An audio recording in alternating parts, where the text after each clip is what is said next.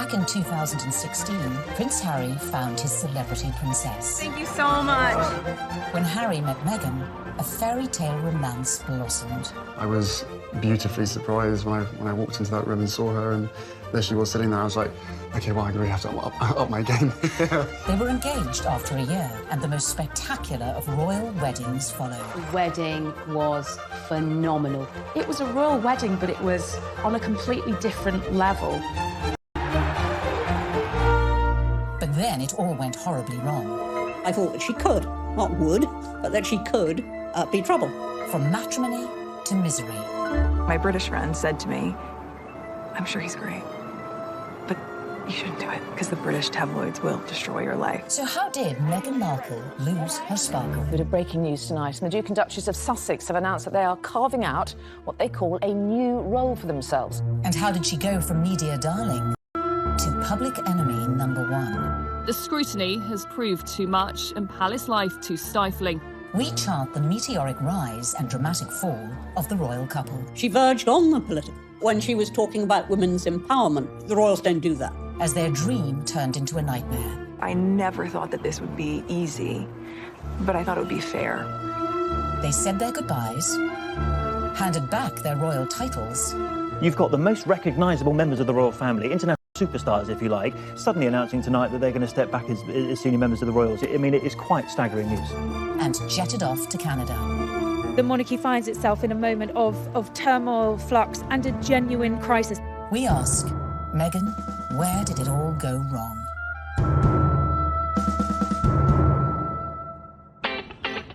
In her dating years, Meghan was said to be an avid reader of 90s book The Rules, a self-help dating guide read by millions worldwide. But the rules ain't got nothing on the Meghan Markle handbook. Beginning, of course, with step 1, be born into showbiz. To bag your Prince Charming, it always helps to start off in life with celebrity connections. And with Mum Doria and Dad Tom working in the entertainment industry, Meghan was all set. Meghan has a true showbiz upbringing. Her parents actually met on the set of General Hospital. Her dad was working on the lighting, her mom was temping there. It was the late 70s when my parents met. My dad was a lighting director for a soap opera, and my mom was a temp at the studio. I like to think he was drawn to her sweet eyes and her afro, plus their shared love of antiques. Whatever it was, they married and had me. They moved into a house in the Valley in LA to a neighbor. Nice, huh? You like these ponytails? Unsurprisingly, young Meghan soon caught the acting bug and would often visit her dad on the set of long-running TV sitcom Married with Children. Meghan had very much a showbiz upbringing. She would have been on set occasionally. She would have met famous actors and actresses probably from a young age, and understood that they were just people, and understood that there is a work that goes on behind the camera, because that's what her dad did. So she would have seen the reality of what it means to be famous at a very early age. Married with Children was, at the time, considered so risque, it was even boycotted by some viewers. So I grew up on the set of Married with Children every day after school for 10 years. I was there. Wow. I know. It's a very perverse place for a little girl who went to Catholic school, no less, to grow up. There were a lot of times my dad would say, Meg, why don't you go and help with the craft services room over there? This is just a little off color for your eyes. I wasn't allowed to watch it at home. I could watch the end credits, so I could give the screen a kiss when I saw my dad's name go by. I mean, they seemed very close as father-daughter, and I mean, she was a striking child. She was beautiful, and everyone would comment on how cute she was. But beyond that, and more important than that, was the fact she was just a very nice little girl and very respectful, and just really a sweet kid to be around. I think one of the things that Meghan possesses, which is so ideal for her current role, is a comfortableness, a level of ease in front of a camera. And part of that would have been because she was raised to see the other side of a camera. Like her future hubby, Meghan's parents divorced when she was little, and from age 6, she lived with her mother. But even if she didn't know it yet, with her immersion into the world of showbiz, little Meghan's journey to find her Prince Charming had already begun. As developing a social conscience from a very early age is step number 2. We all know royals love a good charity fundraiser and supporting important causes. So, to increase your chances of royal romance, get involved with a good cause from an early age. Although Meghan's parents were divorced, together they instilled in her a sense of social justice. My mom and dad came from little, so they made a choice to give a lot. Buying turkeys for homeless shelters at Thanksgiving, delivering meals to patients in hospice care, donating any spare change in their pockets to those asking for it. This is what I grew up seeing, so that is what I grew up being. A young adult woke up when I knew something was wrong. While still at school, unbeknownst to her, young Meghan was already learning one of the key attributes to being a princess: helping those less fortunate. She volunteered at a soup kitchen in one of the most impoverished areas of downtown LA. One day, after class, Meghan approached me and she said, "Tell me more about serving on Skid Row." I suggested that she visit the place where I had volunteered because I knew that she would be physically safe there. And she not only volunteered there a few times, but she continued to volunteer at the soup kitchen throughout her time at Immaculate, which was through her senior year. Meghan always took it a step further, not just distributing food, but learning people's names, learning their stories, because that's where I think her compassion comes from, her connection with people. I think it's very important to know that her heart is in everything she does. I got this letter from one of the students who was in her group. This student was very shy, she was very unsure of herself, she was kind of a bit of a loner, and Meghan wrote her the most wonderful, loving note, even though Meghan was not her close friend at all. So I just like to read it, because this gives you a sense of, this is the real Meghan. So it goes, "Dear Michelle, you are so strong and so wonderful.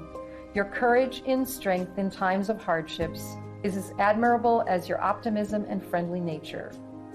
I am so lucky to have you in my group and to be able to lead you on this adventure. Never stop sharing your beautiful spirit and always remember how special you are. I am here if you ever need me. I love you, Meghan." Meghan was already starting to make changes, but coming up, we see how her voice reached all the way to the White House. It just wasn't right, and something needed to be done. And then, in our step-by-step guide to bagging a prince, we reveal how getting to Hollywood... Any actress in America needs a huge breakthrough, and Suits was that show. ...helped prepare her for her future role. I think it well equips her for the intrusiveness that accompanies being a member of the royal family.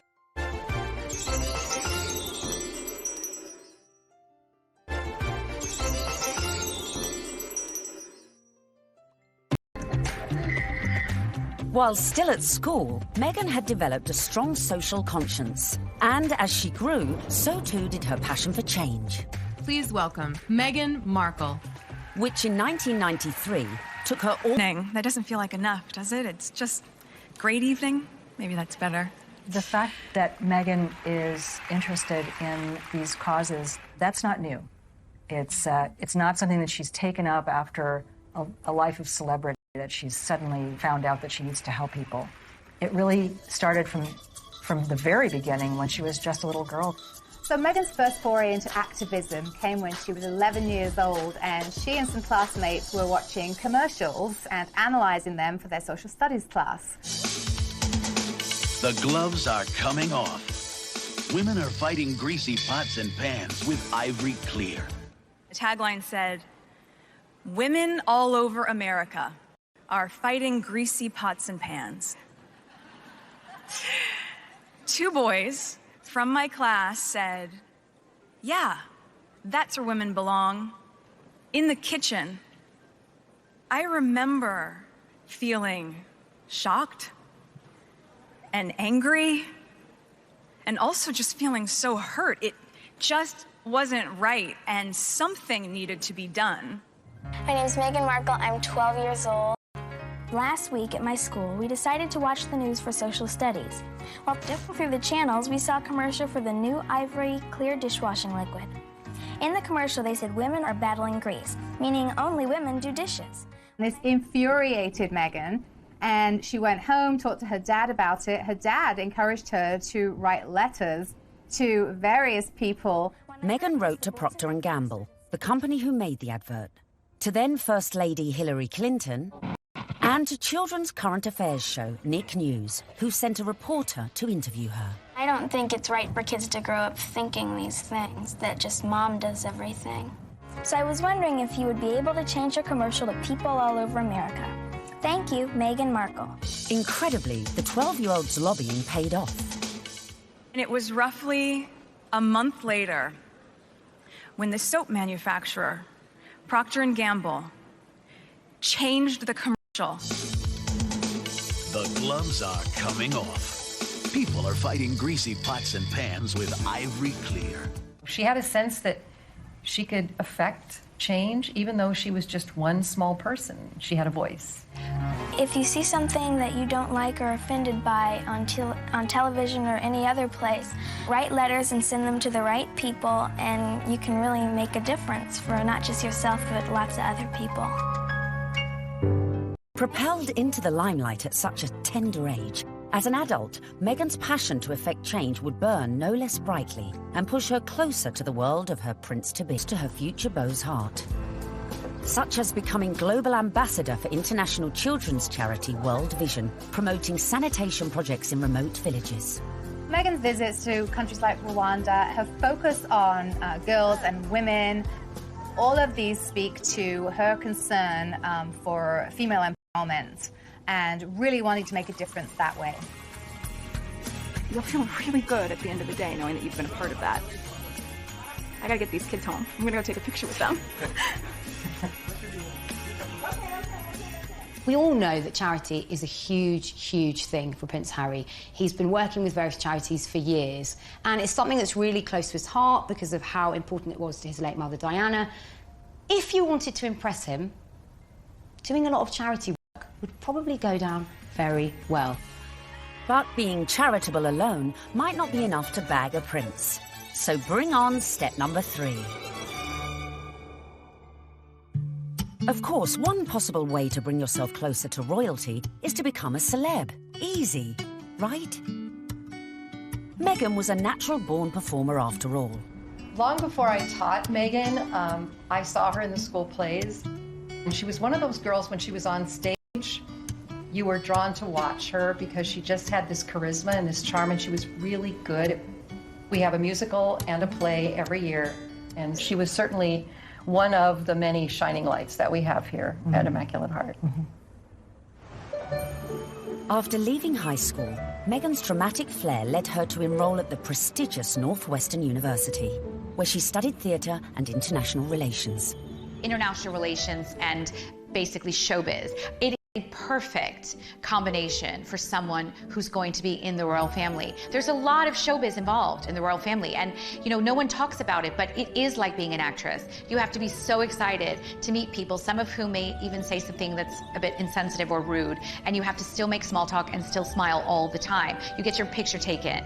Meghan's preparation really couldn't have been better for this role. Prior to attending university, she auditioned for roles in music videos for artists such as Shakira. Aftermath.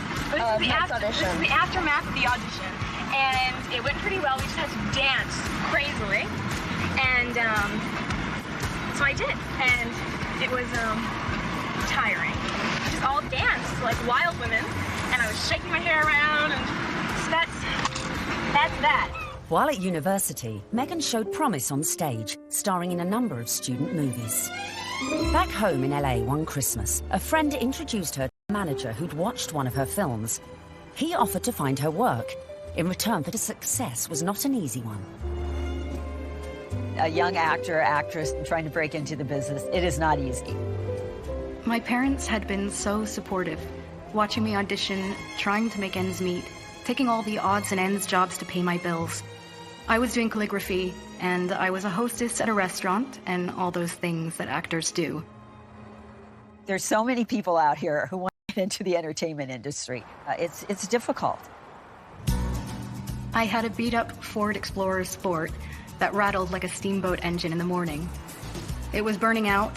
I had started to give up. It was tired and running on empty, going from audition to audition, just as I was.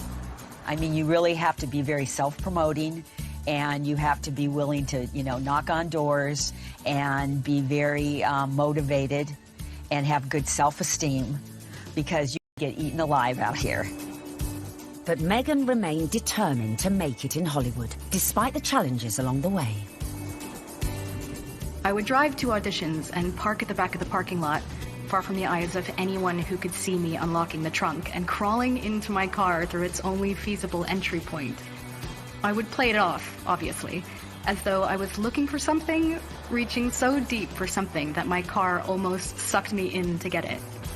Much like my experience in Hollywood, to be honest. Struggling, climbing hurdles, searching for something that I couldn't even see, and just reaching for it. By now, in her mid-20s, all Meghan had to show for her efforts were bit parts in TV soap operas, dramas, and the occasional movie. Fame was a distant dream. In 2006, she landed a job as a suitcase girl on the US version of quiz show Deal or No Deal, filming up to 7 shows a day. Meghan, open the case.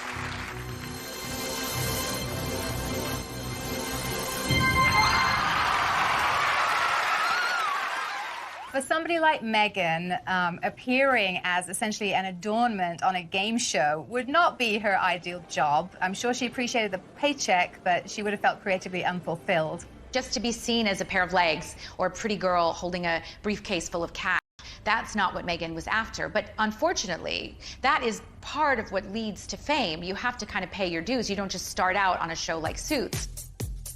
I would put that in the category of things I was doing while I was auditioning to try to make ends meet. I was the ill-fated number, which for some reason no one would ever choose. I would end up standing up there forever in these terribly uncomfortable and inexpensive 5-inch heels, just waiting. But they were limited. Her dad was a lighting director. He wasn't an executive producer. So Meghan had to pay her dues like a lot of other young, beautiful actresses today. Along with the fierce competition facing any young actress trying to break Hollywood, Meghan had a further challenge: her mixed-race heritage. It took quite a few years for Meghan really to be comfortable with her identity. Hollywood didn't help with that, and it must have been very hurtful and very frustrating for her at times. It's not easy making it in Hollywood if you're not blonde and typically, the aesthetic look. And Meghan Markle was definitely struggling in her years trying to make it. I'm biracial. Most people can't tell what I'm mixed with, and so much of my life has felt like being a fly on the wall. And so some of the slurs that I've heard, or the really offensive jokes, or the names, it's just hit me in a really strong way. Being ethnically ambiguous, as I was pegged in the industry, meant I could audition for virtually any role. I wasn't black enough for the black roles, and I wasn't white enough for the white ones, leaving me somewhere in the middle as the ethnic chameleon who couldn't book a job. But Meghan's big break was closer than she thought. At one audition, a casting director advised Meghan to go for a more natural look. This would change her outlook forever. She stopped me in mid-scene and said so simply, "You need to know that you're enough." She saw all that self-doubt beaming through the self-tanner and excessive blush. You need to know that you're enough. Less makeup, more Meghan. And that moment for me was a wake-up call. Meghan had started dating film and TV producer Trevor Engelson in the early noughties, and in 2011, after 7 years together, they got married. Coming up, the moment Meghan found herself in social circles that led eventually to Prince Harry. This was her journey. It started there. And we find out what princes do on a first date. There she was sitting there. I was like, okay, well, I'm going to have to up my game.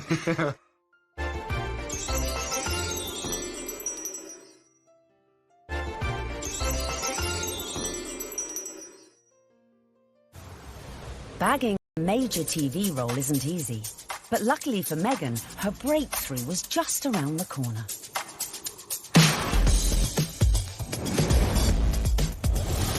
When she auditioned for a new legal drama series, it was just another day in the office. Or so she thought. Suits was set in New York, but filmed in Toronto. It was the 5th pilot I would have filmed. Would I have imagined that this show would not just change my career, but also change my life? Any actress in America needs a huge breakthrough. And what they want is to be on a massive show. And Suits was that show for Meghan Markle. Meghan won the role of Rachel Zane, an ambitious young lawyer. Hi, I'm Rachel Zane. I'll be giving you your orientation. Wow, you're pretty. Good. You've hit on me. We can get it out of the way that I'm not interested. No, I'm sorry. I wasn't hitting on you. Trust me. I've given dozens of these, and without fail, whatever new hotshot it is thinks that because I'm just a paralegal, that I will somehow be blown away by his dazzling degree. Let me assure you, I won't. Meghan's character, Rachel Zane, was what we might call a grafter. She worked her way up, she had rich parents, but she didn't want to take any help from them. I guess there could be some crossover between Meghan's character, Rachel in Suits, and her normal everyday life. Her role within that, she's a strong, independent woman. Do you know what I mean? She commands respect, she commands authority. So when you look at Meghan in everyday life, she does that as well. You know, there is kind of some fluidity between those two roles there, for sure. They're very strong, driven, independent women, but they really have a heart of gold. They're a bit of a soft touch. They'll help anybody. We know this of Meghan, and I think as the show went along, Meghan was able to incorporate more of herself into the character. The flip-flop culture is part of just who I am. I love my cutoffs and flip-flops and being as relaxed as can be, which is why it's so fun to dress up and play Rachel. Finally, after years of hard graft, she'd landed her big break. The show was a hit. The USA Cable Network commissioned a second series, and Meghan moved full-time to Canada to be near the studio. Meghan's move to Toronto was a big deal. She's very close with her mother, Doria, and she moved away from home and her friends in LA to go start a new life in Canada. So Meghan chose not to live in, like, the poshest area of Toronto. She chose Seton Village, which is more laid back, tree-lined, and people keep to themselves, and that's exactly what Meghan did. So much so that her neighbors didn't even know who she was. But not for long. The show soon became an international smash, catapulting Meghan to fame and to becoming a household name. I'd never watched Suits. I'd never heard of Meghan before. Well, nearly a household name. He had to say that. She was so sexy in it. He couldn't say, like, I've actually seen her, like, passionately kissing loads of guys. And I was like, yeah, I want to marry that. When she landed the role in Suits, Meghan became a legitimate, bona fide celebrity. This was the first time that, you know, she would have had her name called out on a red carpet. This was the first time she would have been tapped. So this was a big adjustment for her, and it all happened away from home. But being away from home wasn't without problems. For two, the problem with the marriage was the distance. And no sooner were they married than she got the gig on Suits, and she was in Toronto and he was in LA, and the relationship just didn't last. Meghan may have been unlucky in love, but her star was on the rise. And with stardom came power. Before filming season 4 of Suits, Meghan complained to the program makers. She once said that every script seems to begin with, Rachel enters wearing a towel. And at some point, she put her foot down and was like, no, I'm not doing that. She doesn't need to be that. And the character evolved. I didn't think you'd be so naive.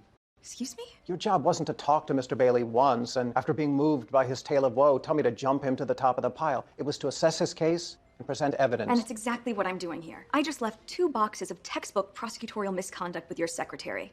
You found all of that since yesterday? Yes, because while I may only be a second-year law student, I have been a practicing paralegal for the past 8 years. Looks like I have some reading to do. I'm sorry for interrupting your day. Good afternoon, Miss Zane. Meghan's global exposure as Rachel Zane was perfect prep for another future role. I think it well equips her for the intrusiveness that accompanies being a member of the royal family and being followed at every turn, because she was very used to, you know, sort of putting her own life in the spotlight.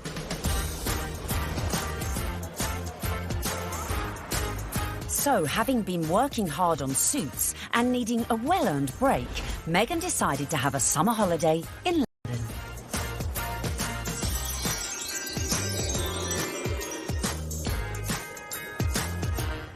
The summer of 2016, which turned out to be a very important summer for Meghan, was actually initially a bit of a getaway, a bit of a girls' holiday, a romp around Europe, a celebration of the fact that she was newly single, and she decided that she'd come on a road trip.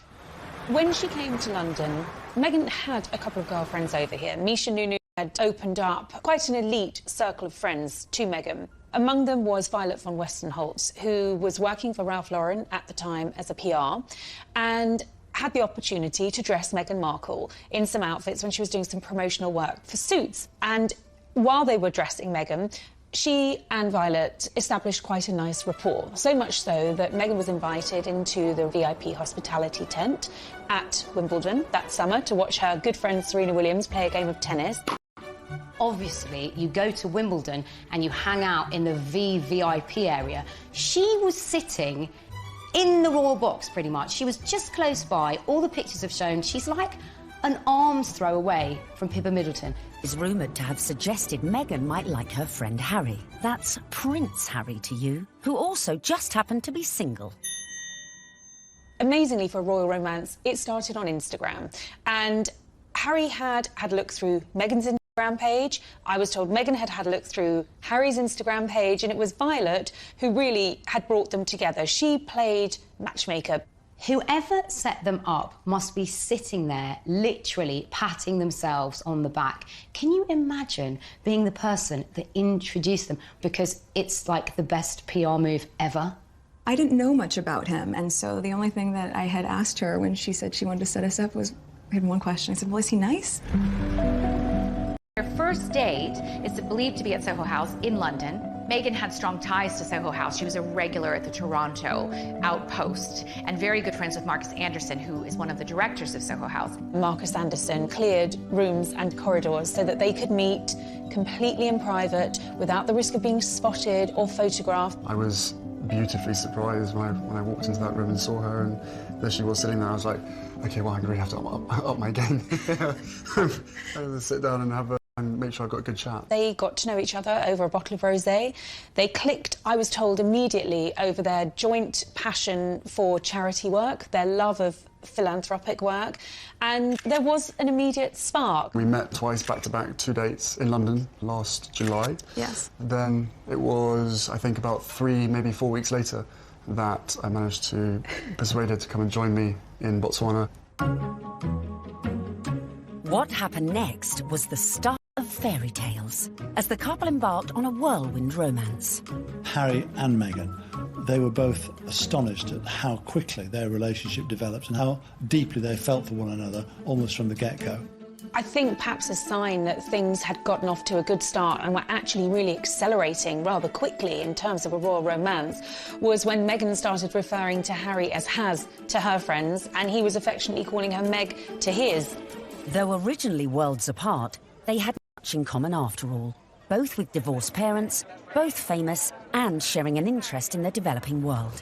It was one of the first things we started talking about when we met, was just the different things that we wanted to do in the world and how passionate we were about seeing change. I think that's what got date 2 in the books, probably. Plenty to talk about. And date 2 quickly led to their first trip away together, a mere month later, on safari in Botswana, a country close to Harry's heart after first visiting following his mother's death 19 years earlier. We camped out with each other under the stars. We spent, coming was crucial to me to make sure that we had a chance to get to know each other. A secret long-distance relationship then ensued, with the occasional clue, such as the couple being separately pictured wearing matching blue bracelets, and the odd tantalising social media post. But it wasn't long before the couple went public. So the next step to bagging a prince is perhaps the hardest: the engagement.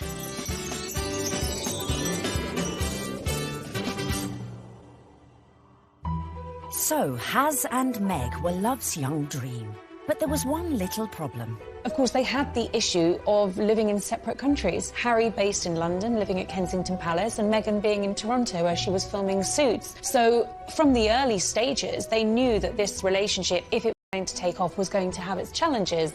More often than not, it was Prince Harry jumping on a scheduled flight incognito in a baseball cap and a hoodie with just a single protection officer in tow and taking a regular British Airways, usually, flight to Toronto. He was never seen, never spotted, and so they were able to conduct those early months of their relationship in clandestine and get away with it.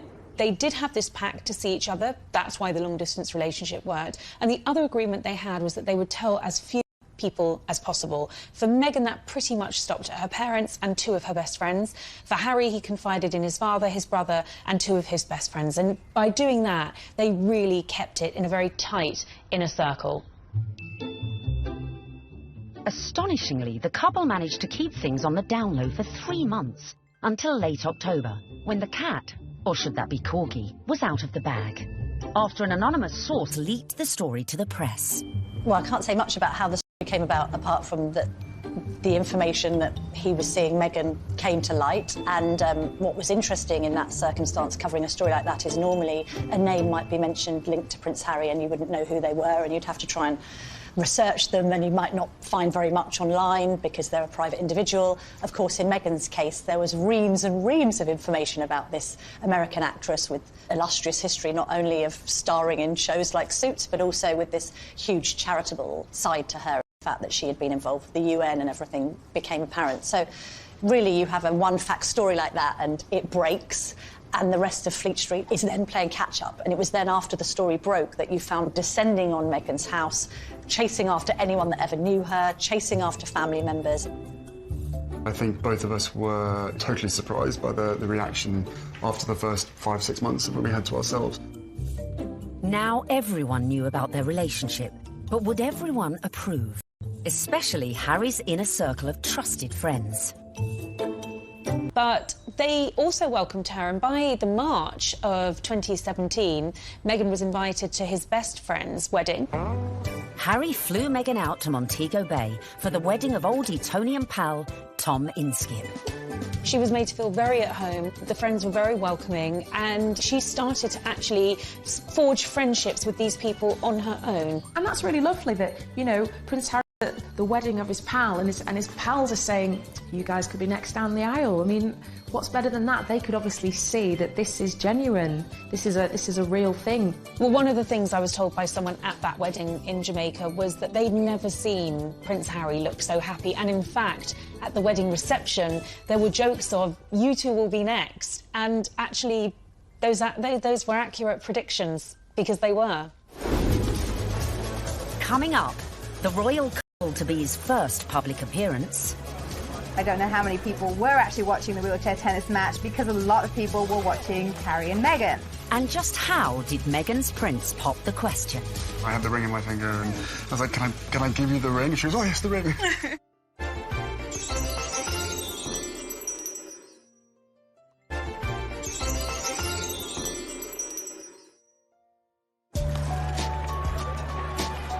In September 2017, Meghan and Harry made their first public appearance together at the 3rd Invictus Games in Toronto. Haz and Meg's speculation was at fever pitch. It was the public outing that every dedicated royal watcher has been waiting for. Just 24 hours later, the couple abandoned any effort to keep their feelings for each other private. The setting for this first public date was extraordinary, with no attempts to hide away as they watched the wheelchair tennis at the Invictus Games. It was open to the public. Anybody could go and watch the wheelchair tennis match. Although it has to be said, I don't know how many people were actually watching the wheelchair tennis match, because a lot of people were watching Harry and Meghan. They were very touchy-feely, they were laughing together, staring into each other's eyes, whispering sweet nothings into each other's ears. It was everything that their adoring fans had wanted.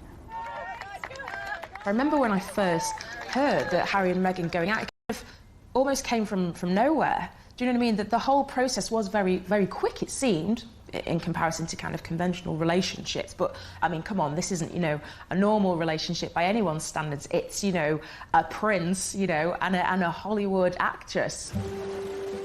Harry and Meghan were now well and truly in the public spotlight. But after 16 months of dating, Meghan got her private moment. While staying with Harry at night, popped the question, and Meghan said yes. This afternoon, Prince Harry and Meghan Markle stepped hand in hand into the sunken garden at Kensington Palace. Step number 5 was done. The ring was on it. This was the news the world had been waiting for. Meghan mania ensued, only fueled by a picture-perfect photo call on the 27th of November 2017. Harry, when did you know she was the one? Very first time we met. What struck me most on the engagement day was how calm, considered, sophisticated Meghan was. I'm so happy. Unlike other royal fiancés before her, Meghan had her Hollywood training to give her all the poise she needed, and was quite at home in front of the cameras. You guys, thank you so much. I was reminded of the days when Prince Charles and Princess Diana came out on their engagement day and how awkward and inarticulate it all was. And I suppose in love. Of course. Whatever in love means. It didn't have the right feel to it. And even when Catherine and William became engaged, Catherine seemed very, very nervous. No, it's very important to me, and, I hope we'll, be able to have a happy family ourselves. Straight here, please. Not so Meghan. She was the one who seemed the least nervous of the lot. I think it's absolutely clear from their closeness, from their body chemistry, from the energy between them, that these two knew absolutely what it meant to be in love, and they were truly, madly, deeply in love. This engagement had the world's press queuing up to get the perfect front-page shot of their real-life American princess. And it came right at the end. The real picture is the one where they think they're out of view and they put their arms round each other's waist. Very unroyal and very lovely. And it would seem the look Meg chose for this all-important announcement came from one of our very own royal watchers. There's a really funny story about me wearing a particular coat, a particular pair of shoes and a dress, and visiting Buckingham Palace, where I met Prince Harry and Prince William. About 3 weeks later, the biggest story of the year, Prince Harry announces that he's marrying Meghan Markle, and she happens to be wearing exactly the same outfit as me. So, one of two things happened. Either Prince Harry saw what I was wearing and thought, I definitely want my bride-to-be to look just as good as this girl, as him. Or Meghan Markle was somewhere on the grounds and really rated my outfit. Then came the pitch-perfect press call, where an uber-relaxed Meghan... This is the fact that she is a product of Hollywood, product of television, product of entertainment. And therefore, there's a sort of ease in communication, and there is an inbuilt knowledge of what the media are trying to get at. It was definitely a setup. It was a blind date. This was a world with which Meghan had been familiar before she met Harry, and her ease was there for all to see. Because I'm from the States, you don't grow up with the same understanding of the royal family, and so while I now understand very clearly, there's a global interest there. She's different because she represents the global world we're in, the fascination we have in America, the fascination we have in celebrity, diversity, and she's a very strong woman. Just an amazing surprise. It was so sweet and natural and very romantic. I had actually been told by one of his friends that he had planned to pop the question in Botswana. For whatever reason, he didn't. It happened a few weeks later, while they were at home at Nottingham Cottage, roasting a chicken. Utter domestic simplicity and bliss, and incredibly romantic. He got on one knee. As a matter of fact, I could barely let you finish proposing. I was like, can I say yes now? She didn't even let me finish. She said, can I say yes, can I say yes now? And then there was hugs, and I had the ring in my finger, and I was like, can I give you the ring? She was, oh, yes, the ring.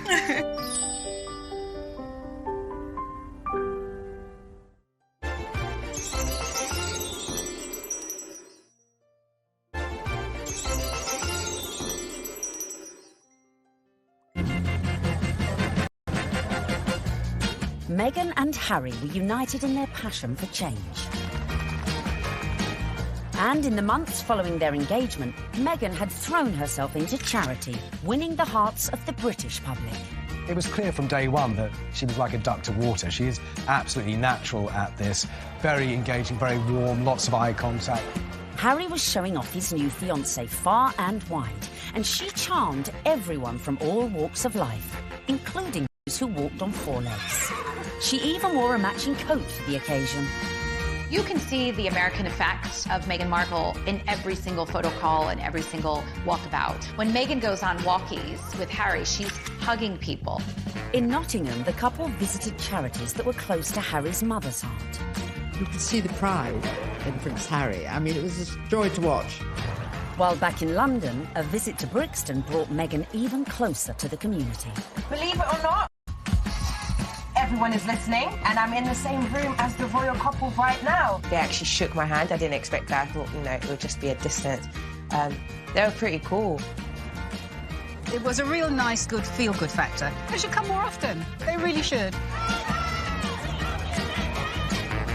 Our Meg. But would this be the case with the in-laws? The next step in Meghan's journey would be getting to know the firm. And the hotly debated topic of her background was never far from the fore. You be Harry, and I'm gonna be the, Queen Elizabeth, since I got this on, right? And you telling me about your girlfriend, okay? Hello, Harry. Grandmother, I met this beautiful woman, and she just happens to be mixed race. Step 6 in our guide to bagging a prince is charming the in-laws.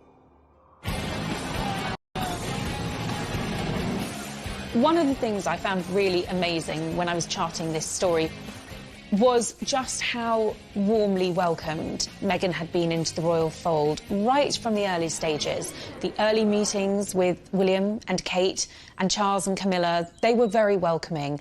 And actually the speed at which Meghan was introduced to the Queen was very surprising. When I looked back at Harry's relationship with Chelsea, it was several years before Chelsea was introduced to the Queen. Cressida, who dated Harry for 2 years, was never introduced to the Queen, but within a matter of mere months of dating her, Harry had Meghan meet the Queen. She's an incredible woman. And the corgis took to you straight away. That's true. In fact, Queenie was so impressed that mere weeks after the couple's engagement, she took the unprecedented move of inviting Meghan to spend Christmas in Norfolk at Sandringham, giving Meg the opportunity for a serious charm offensive. It was a tremendous break with convention that the Queen invited Meghan, who was, after all, just a fiancée, to Sandringham, because normally it's just the wives and the husbands of members of the royal family who are allowed there. I was told that the Queen's feeling was this. She's preparing to give everything up for her grandson. Her career, her identity, her nationality, her home in Toronto, everything to be with Harry. And the Queen's feeling was the very least we can do is to make her feel welcome at Christmas. It does show that the Queen is walking in step with the change of the guard at Buckingham Palace. This would have been a far different Christmas to the one Meghan spent in LA the previous year, with the historic 20,000-acre estate playing host to all sorts of little family quirks that would prove a challenge to any outsider. Well, Meghan would have had to get her head around quite a few royal family traditions. They open their presents on Christmas Eve. The presents that they exchange aren't what you'd really expect for members of the royal family. They tend to share really jokey presents with one another. In America, things will come beautifully wrapped and be quite extravagant. And this is the other end, just cakes in, or an unusual thing to keep your corgis in.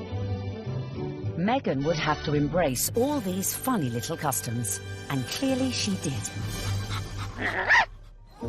After spending the night in her unfamiliar surroundings, the bride-in-training faced her public in that most royal of festive traditions. The post-service walkabout at St Mary Magdalene Church. Well, the Sandringham church photo is the timeline through history. You have a snapshot every year of those people closest to the throne. Now, often you're looking at a picture of a child who was barely able to walk perhaps a year ago, and suddenly they come out of the church. That image will change. In a few years' time, you'll have those couples and their children will be going to church. And a few more years' time, and you may not have the older generation. This year, of course, was Meghan's year. The presence of the royal fiancé drew crowds that were even bigger than usual. The world's media was also out in force, but it was a member of the public who would snap the photo that cemented just how much Meghan was in with the younger royal crowd. Unfortunately for photographers on the ground, they just didn't quite seem to get a clear shot, and In the end, it came down to a member of the public, a lady called Karen Anvil. It was like a Mexican wave of cheers, so you knew they were coming. The photographers at the other end, and they just happened to look over. And I took one photo, that's the thing. I took one photo, and it was, yeah, the right one. When we saw that shot, it was an absolute no-brainer that it was going to be our cover shot, because it was the only one that had captured that moment, the four of them together. And, you know, it symbolised quite a lot in terms of the royal family and where they're going in future. So, yeah, I mean, we were delighted to use it on the cover. And just like that, the Fab Four were born. Clearly, Meghan was well and truly fitting into the royal club. Just like the Queen, it seems the rest of the family were equally charmed by Harry from across the pond. Another tick for Meghan. William was longing to meet her, and so was Catherine. And Catherine's been absolutely wonderful, amazing, as is William as well. Fantastic support. And then my father as well. We had a handful of teas and meetings, and my grandparents as well have been wonderful throughout this whole process. She found herself a true fan in the Duke of Edinburgh, and he was apparently hugely impressed with how well-read Meghan was. Meghan was now in with the in-laws. But coming up, events were to turn increasingly tricky, dealing with critics from near be trouble and far. I think the very fact that Samantha wanted to do a book called The Diary of Princess Pushy's Sister implies that maybe she was not over fond of her younger half-sister.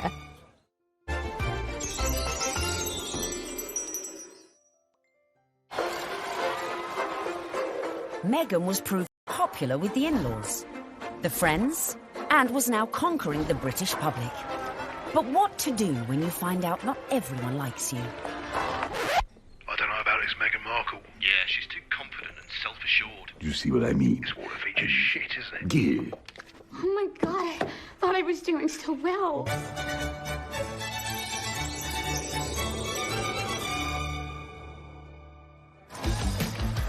When the news that Prince Harry was dating an American actress first came out, I think that the reaction amongst the British public especially was equal parts excited and disapproving, because she's not British. From the very moment Harry and Meghan's relationship had broken in 2016, much of the press inevitably had gone raking through Meghan's past. They made it sound as though she had grown up in like the slums of LA, like riddled with like gangsters and drugs. With some reports focusing on the breakup of her parents' marriage and relationship with her half-siblings. Time is 7 minutes Harry past didn't help matters when he went on to guest edit BBC Radio 4's Today programme. It started well. Morning. Very good to see you. He got some of his mates on the show, like this guy. Okay. But do I need a British accent? But if you start using long pauses between the answers, you're probably going to get the face. Let me see the face. Oh, okay. But during the course of the programme, Harry answered one question about Meghan. It was your future wife's first Christmas with the in-laws. How was it? She really enjoyed it. The family loved having her there, and it's the family that I suppose she's never had. It's the family that I suppose she's never had. But Harry's comments did not go down well with one member of his future wife's family. Meghan's half-sister Samantha was very cross with what Harry said on the Today programme about the family not being close or a normal family. Samantha tweeted that was really not the case, and she defended their family as a normal family, a close family, a loving family, and didn't understand what Harry was talking about.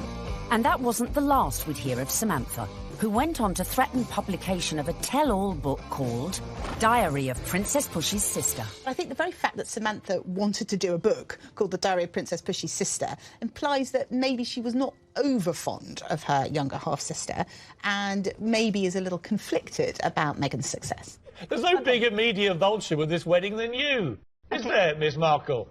I mean, how you have the gall to come on here and talk about media? You've been trashing it for 2 years, you little vulture. I've made it clear in several interviews that you can't judge a book by its cover, and similarly, you can't judge a book by its title. Samantha also criticised Meghan's charity work. If you are interested in helping those less fortunate than yourself, it really should begin at home.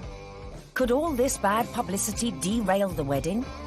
And just how should Meghan respond to this particularly barbed attack? The temptation must have been huge for Meghan to have responded to the critics, who were, of course, her family members.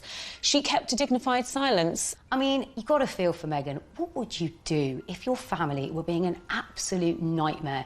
It is seriously embarrassing. So she does what any of us would do. Hashtag ignore, ignore, ignore. But would Meghan be able to keep her composure in the face of her next critic? A certain ex-Tory MP, a die-hard royalist, who voiced her doubts about Meghan, not in private, but in the most public setting possible, the celebrity Big Brother house. OK, let's take a vote. I think she's trouble. How long do you think she's going to be? 5 years, 10 years, 20 years? Why do you think she's trouble, Anne? Background, attitude, I worry. She's older than him. She's been married before. Yes. I add it all up and I'm uneasy, but there we go. Quite frankly, I was shocked when Anne Widdecombe said that what she said. I mean, I've always thought that she was a sensible woman. She seems to be jumping to conclusions without looking at any evidence. The ex-minister's comments sent the Twitter sphere into meltdown. When I was on Big Brother, I was called every ick and every ist going. I was homophobic, xenophobic, racist, sexist, misogynist. Nothing I said could have been remotely construed as racist by any sensible observer. I mean, all I said was I thought that because of her background, and I was thinking of freewheeling Hollywood background, you know, former marriage, all the rest of it, that because of her background, I thought that she could, not would, but that she could be trouble. She had, I think, the older generation's view of this is an outsider, a foreigner, coming into a very British organisation, almost, you could say. How is that going to work? The thing that all of us have to do is adapt. We're in the here and now. Embrace. But one woman who was not prepared to embrace was Jo Marnie, girlfriend of then UKIP leader Henry Bolton, who sent a series of racist texts.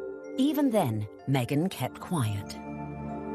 The royals' mantra is often put up points, so actually her approach, maintaining that dignified silence, not justifying or even giving any credence to these claims, some of which were really quite unpleasant, well, it was a very royal approach to things. Look, Meghan is showing the makings of a true princess.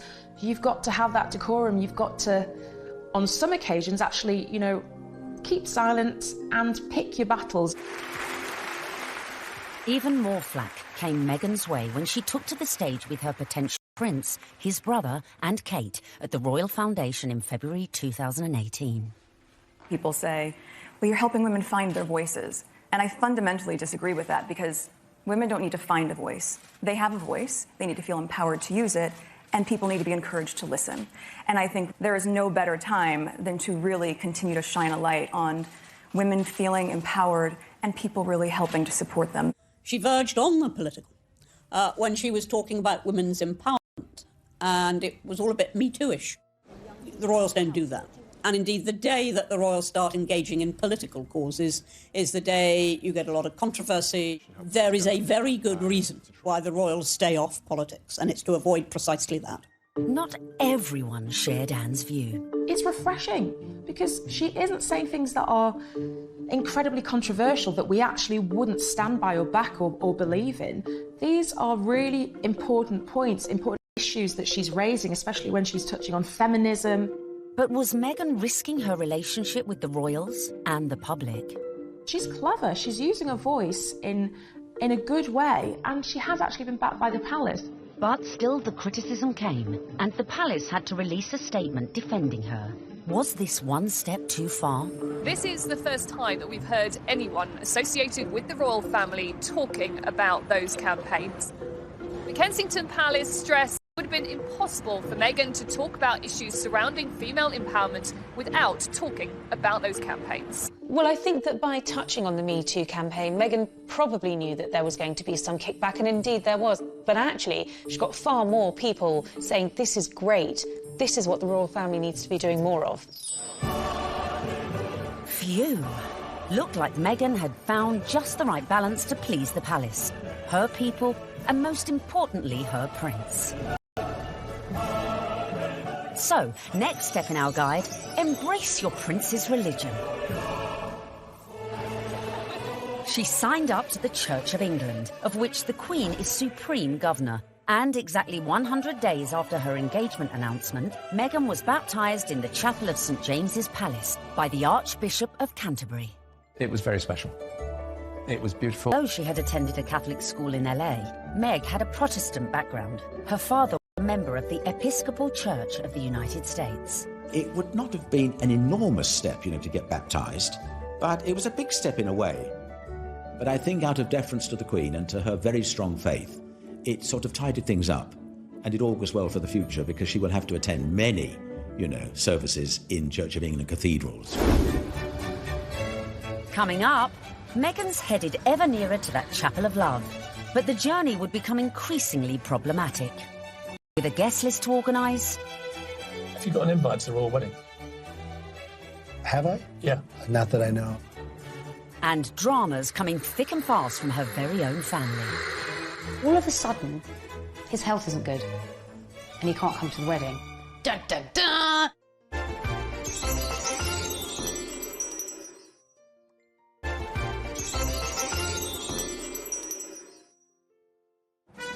Welcome back, where we find Meghan almost at the final furlong of her romantic journey. But managing your wedding carefully was not to prove so easy for our Meg. First hurdle, the date. The wedding of Prince Harry to Meghan Markle. The date, the 19th of May, 2018. Recent royal weddings had all been held on weekdays, but not this one. I think that they thought, we want people to enjoy this, so why not do it on a Saturday? And if you think about most weddings that you and I go to, they're at the weekend. So why wouldn't you follow suit? But there was one reason to avoid that Saturday. It had already been announced as the date of the FA Cup final. As president of the Football Association, Harry's brother Prince William was expected to take his usual place in the royal box at Wembley. And millions more were looking forward to watching the game on TV. I think my wife would probably want to see the royal wedding. So what I'll probably do, I'll probably leave her on her own, maybe some of her friends. I'll go somewhere else where like-minded people want to watch the FA Cup final. I would so prefer to watch a royal wedding, not interested in football. Harry and Meghan solved the problem for TV viewers. They announced that their ceremony would begin at noon, several hours earlier than kick-off time. But Wills decided to avoid the fixture clash altogether, scrapping his Wembley appointment to concentrate fully on his little brother's wedding. Next hurdle, the tricky protocol of who to invite to a royal wedding. Have you got an invite to the royal wedding? Have I? Yeah. Not that I know. Would you like to go? I want them to be happy. I really want them to be happy. They look like a lovely couple.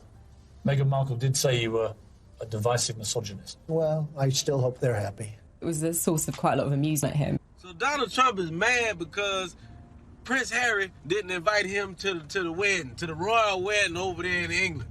I don't even know why. I don't know why you mad. You shouldn't even be surprised, Donald. Don't nobody like you. The apparent decision to snub the US president may have been a source of jokes for comedians. But according to some sections of the media, it was also a potential embarrassment for the Queen. Could this dash all Meghan's good work? Especially in light of reports that the couple had invited Trump's predecessor, Barack Obama, a friend to them both. But as Harry and Meghan's wedding was a non-state event, that meant the couple could pretty much invite whoever they wanted. This is not a state occasion, this wedding. He can invite his friends and Meghan's friends. He doesn't have to invite Trump. It's as simple as that. So the date was set, the invites were out, the corgis were brushed, and all was looking rosy for the big day, and for Meghan to finally become Mrs. Prince Harry. Until... That week lead up to the wedding was like watching an episode of EastEnders. It was an extraordinary week, completely overshadowed by the debacle over Mr. Markle. We were told that Thomas Markle would be walking his daughter down the aisle. In fact, a story that broke the weekend before in the Mail on Sunday undid all of that. Thomas Markle was revealed to have been staging fake pictures for the press to bolster his image pre-wedding for the reported sum of $100,000. First of all, the pictures are leaked. her dad is posing for pictures with paparazzi. Such was the embarrassment Mr. Markle felt he'd caused to his daughter that at the 11th hour he pulled out of the wedding. It got so confusing. It was like, is he going to be coming to the wedding? Isn't he? Meghan, I was told, was utterly heartbroken. She said that she forgave him for the photographs. She wanted him there to walk her down the aisle on the big day, and he agreed he would do it. Until, all of a sudden, his health isn't good, and he can't come to the wedding. Dun, dun, dun! Thomas Markle said he felt that the heart attack had probably been brought about by his son writing an open letter in one of the tabloids, basically telling Harry that it wasn't too late to get out of this wedding and that his sister was nothing but trouble. The whole of the country was talking about this. What is going to happen? And then finally, we had a statement. It was a roller coaster of emotions, in fact, prompted Meghan to issue her very first solo public statement. And very tellingly, that statement began with the word "sadly." Must have been really difficult, because in the end, you know, it was announced that her father, without an invitation. Former sister-in-law Tracy Dooley, that's ex-wife of the half-brother who just trashed Meghan in a letter, jetted into Heathrow with sons Tyler and Thomas, plus a shed-load of baggage, in every sense. There's more likelihood that I would have got an invite. They turn up, got all the suitcases, you see them having their pictures taken in the airport. You're thinking, what is going on here? Because apparently they either think they're going to get a last-minute, you know, somebody cancelled, you can come to the wedding now, or they're just going to make money off the British media and do loads of interviews. It's all about the... Be a pretty exclusive event. Right. So, I mean, if they feel like they would like to invite us, we'd be honored, and if not, we're going to be cheering her on and... Totally supporting her no matter what. And then on top of all of this, Meghan has to find out that her nephew Tyler is growing cannabis and has even called his special batch the Markle Sparkle. I mean, it was just disastrous from start to finish. And I think actually everyone, not just Meghan, was pleased when they packed their bags and went right back to where they came from. Cue an epic sigh of relief at the palace. Despite all these problems, the wedding stayed on track. Which brings us nicely to step 11.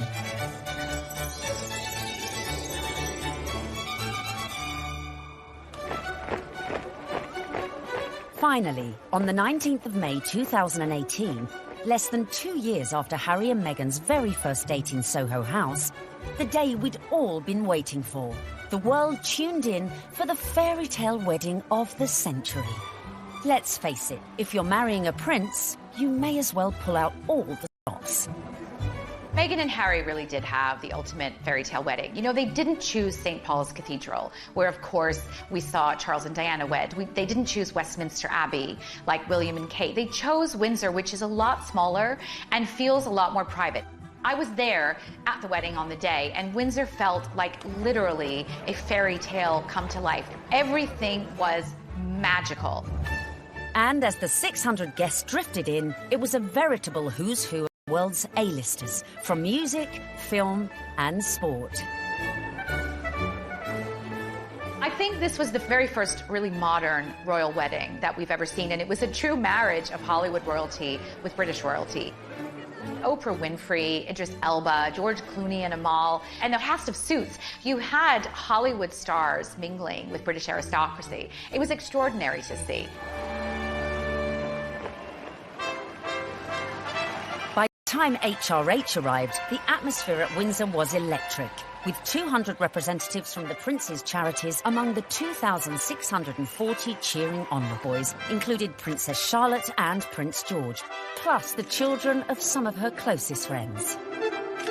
Sporting the uniform of the Blues and Royals, the regiment Harry served in the army, the groom arrived with a familiar-looking best man.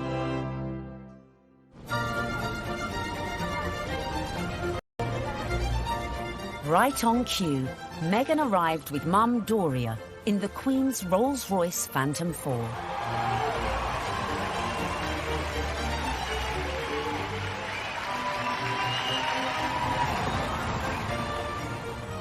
The wedding was phenomenal. The wedding was amazing. I mean, we all wanted to see what she was wearing. And we weren't disappointed. when Meghan stepped out in a Givenchy dress with a veil featuring flora and fauna from 53 Commonwealth countries. Topped off with her something borrowed from the Queen, Queen Mary's diamond bandeau tiara.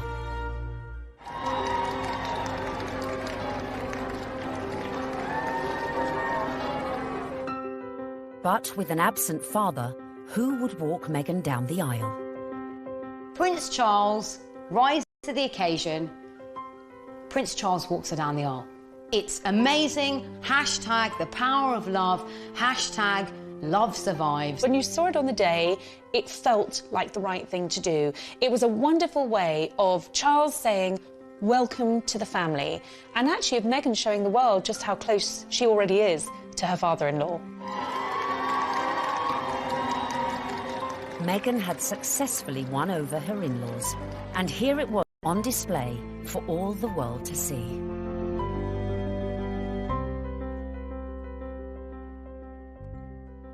It was lovely. It was really lovely. It felt positive, and yeah, you couldn't help but smile watching it. When the night has come.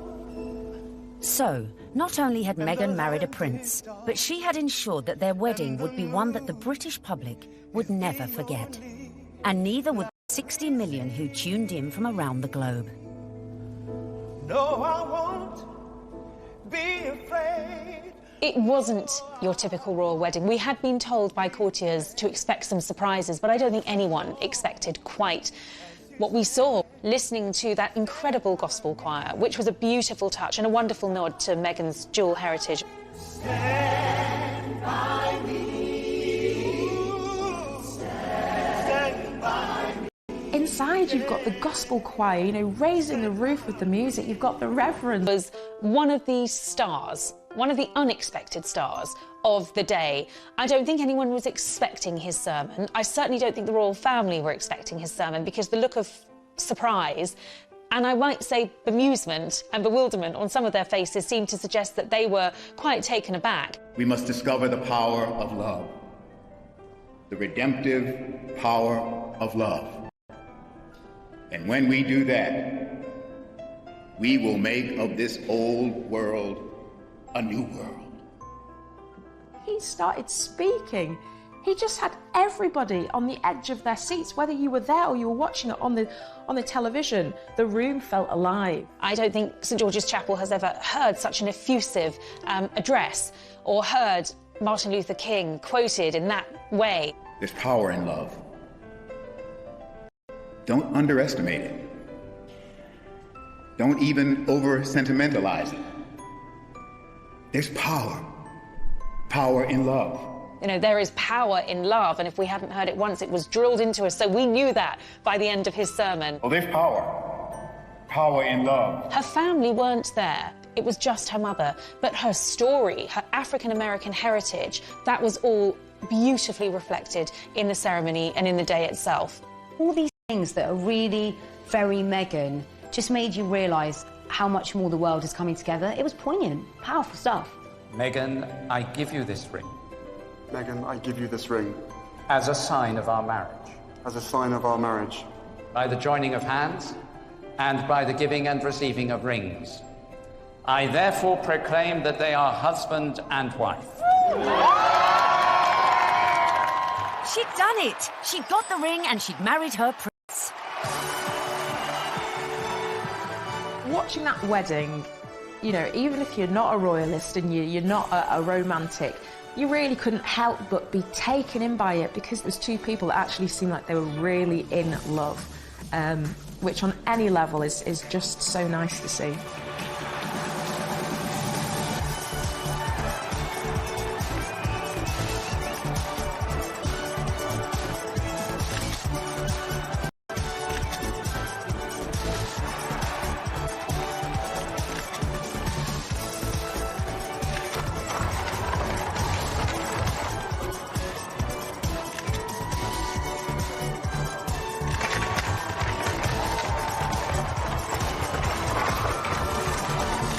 But the party was only just getting started. Serena Williams playing beer pong. I bet she aced it. Meghan had gone from actress to duchess. And our penultimate tip, really for those who've gone and bagged their prince, is celebrate with the best ever party. Immediately after the wedding, the couple had all 600 guests back to St George's Hall for a wedding breakfast, which was hosted by Her Majesty the Queen. But the real golden ticket to that event was the private evening party, which was hosted at Frogmore that evening by Prince Charles.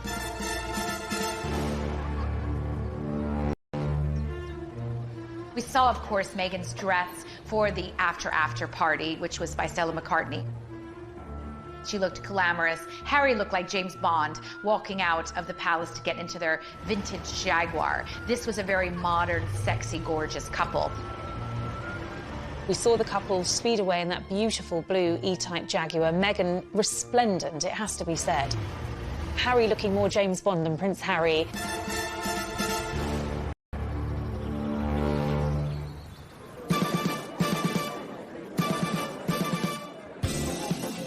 Anyone who was anyone was there, sipping on their When Harry Met Meghan ginger and rum cocktails. George and Amal, Serena Williams, James Corden and Idris Elba, who turned DJ for the night and span a few tunes. I was put forward to DJ. I really wanted to DJ. I would have done the best wedding set in the world. It must have been incredible. Everyone's probably a bit more relaxed, you know, a bit more loose, getting on the cocktails, having a chill. Everyone just wanted to know the juicy details of this VVIP party. Were these huge Hollywood stars and celebrities doing the same kind of things we do when we've been drinking since about midday? Yes, they were. Some wonderful tales of Serena Williams beating everyone hands down at beer pong, a drinking game that apparently Meghan and Harry loved. Serena Williams playing beer pong. I bet she aced it. Serena has since denied she played this game. Shame. But who knows? Maybe when they throw their next party. George Clooney serving up cocktails and whisking Meghan and Kate around the dance floor. A dance-off instigated by James Corden between Princes William, Charles and Harry. Which we like to imagine looked like this. Come on, well, it's my reception. Good subterfuge. Yeah, there you go. Yeah, there you go. Okay. Yeah, come on. You like that, brother? Yeah, twerk it, Wheels. Twerk it, Wheels. There you go. No, yeah. Oh, no, Grandon just saw that. Bollocks. All right. Having an absolute laugh. I mean, was the Queen there? What was she doing? Was she watching it? Was she getting involved? Go for it. Let's have a laugh. Let's enjoy this. I think it was just a fantastic night where the couple were able to really do things their way, from serving dirty burgers at midnight out of posh burger stalls in the grounds of Frogmore to handing out monogrammed slippers so that their guests in those 6-inch Louboutins or whatever they were wearing could actually rest their weary feet come the end of the night. And if you want to ensure you throw the best party ever, be like Meghan and make sure your guests leave their phones at the door so you can let your hair down without any sneaky snappers. You don't want a repeat of the dramas of a previous royal wedding.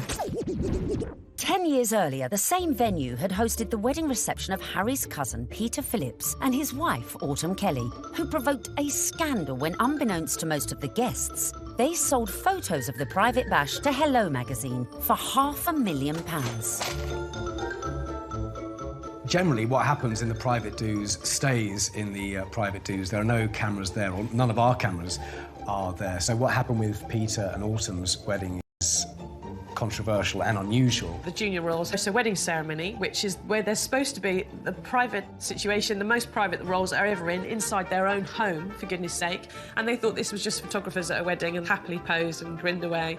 And then were quite amazed in a couple of weeks afterwards to see 59 pages of a Hello supplement dedicated entirely to things that they thought were private family shots. I think it went down like a lead balloon with many members of the royal family.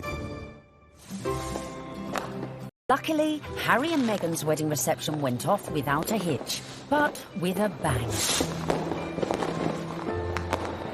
One of my favorite details about the whole thing is that Harry and Meghan snuck away at the after party. They went off to be together. And I think that speaks a lot about this couple. They are, above everything else, madly, genuinely in love with each other. Which leads us beautifully into the final step of our Bag of Prince guide. live happily ever after. What will we see next? I think we will see them both just dive into work. I think there's a feeling about the two of them that they don't want to hang around. They want to get involved with their charities. She seems to be a woman with a mission, and I don't think it'll be long before we hear exactly where she's going to focus her energy.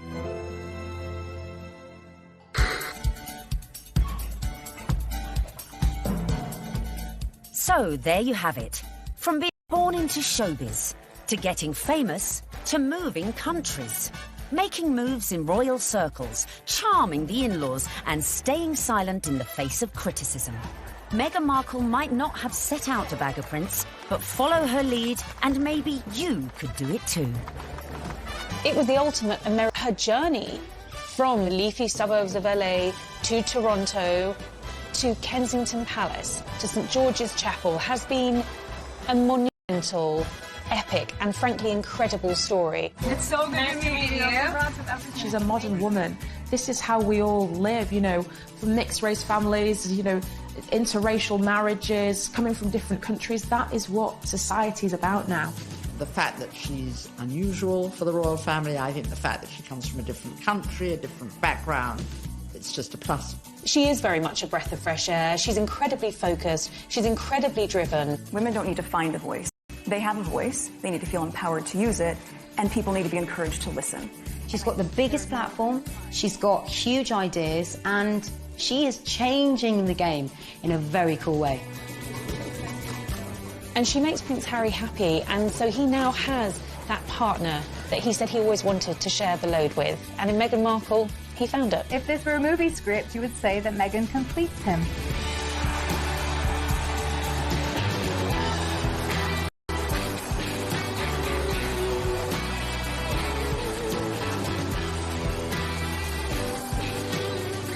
It's an incredible rags to riches story. It's amazing. I'm so jealous.